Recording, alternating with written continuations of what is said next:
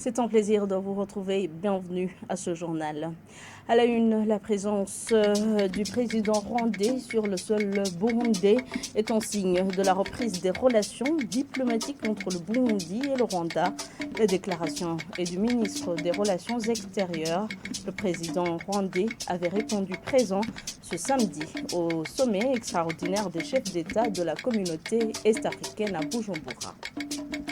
Un projet d'électrification de la voirie urbaine est en train d'être exécuté par l'agence routière du Burundi. Le directeur général de cette agence a annoncé que tous les moyens financiers sont déjà disponibles. Tout de suite, les détails.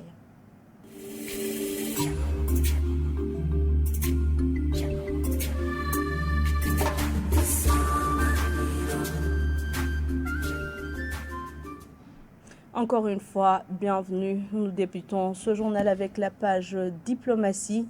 La présence samedi dernier sur le sol burundais du président rwandais est un signe de la reprise des relations diplomatiques entre le Burundi et le Rwanda. Propos d'Albert Shingiro, ministre en charge des Affaires extérieures ce jeudi, lors de la présentation des réalisations du deuxième trimestre de son ministère. L'extradition des putschistes logés au Rwanda reste néanmoins une des conditions pour la renormalisation de la situation. Suivez-le. Tuguma dukora uko dushoboye kose biciye mu ntumbero. Selon les orientations du président de la République du Burundi, nous ne ménageons aucun effort pour maintenir de bonnes relations avec les pays voisins. Même le Rwanda, avec qui nous avons eu des tensions depuis 2015, nous sommes sur la bonne voie dans le réchauffement des relations diplomatiques. Vous avez sans doute remarqué la présence du président rwandais sur le sol burundais samedi dernier. C'est une étape importante dans la reprise des relations entre nos deux pays. Néanmoins, une seule lacune persiste. Nous attendons toujours l'extradition des putschistes de 2015 logés dans ce pays. Nous espérons que dans les jours à venir, ils nous seront remis car nous pensons qu'un pays voisin ne peut compromettre ses bonnes relations diplomatiques avec le Burundi en échange de la liberté d'une vingtaine d'individus.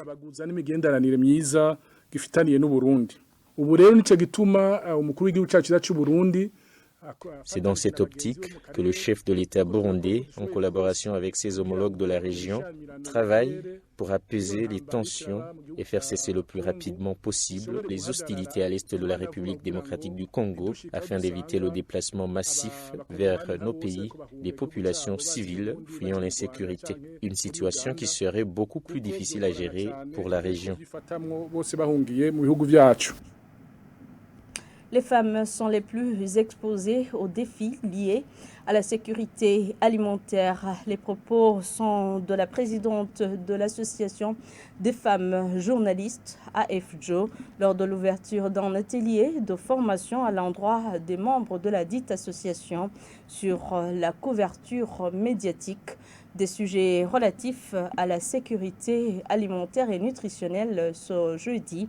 Diane Ndonse déclare espérer que cette formation va permettre à ces journalistes de produire des contenus médiatiques relatifs à ce thème, car des sujets pareils sont rarement traités. Suivez-la.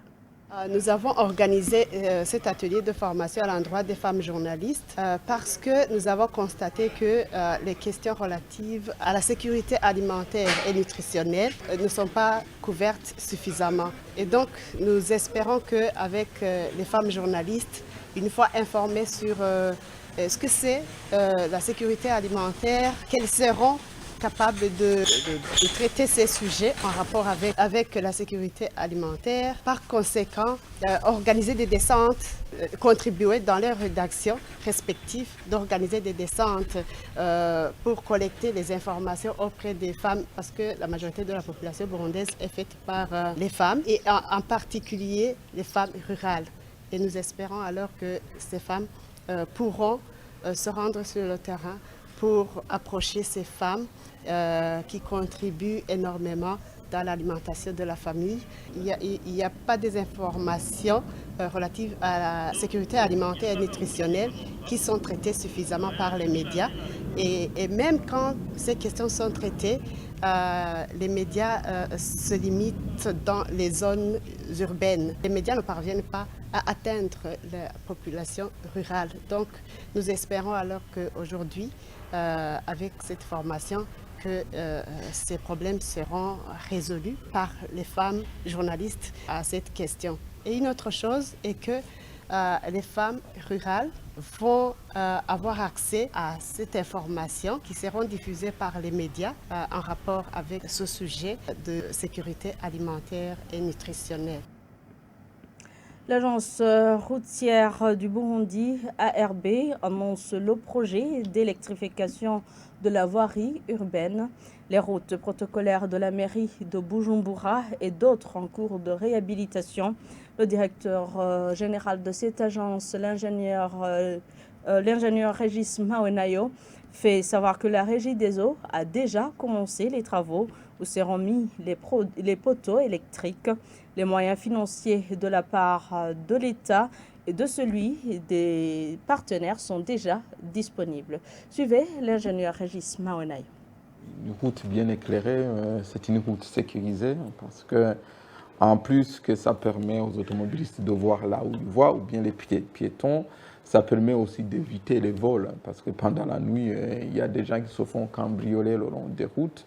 Donc c'est très important d'éclairer et on a déjà commencé, comme vous l'avez vu, on a déjà commencé à creuser des fossés dans lesquels on va placer les poteaux.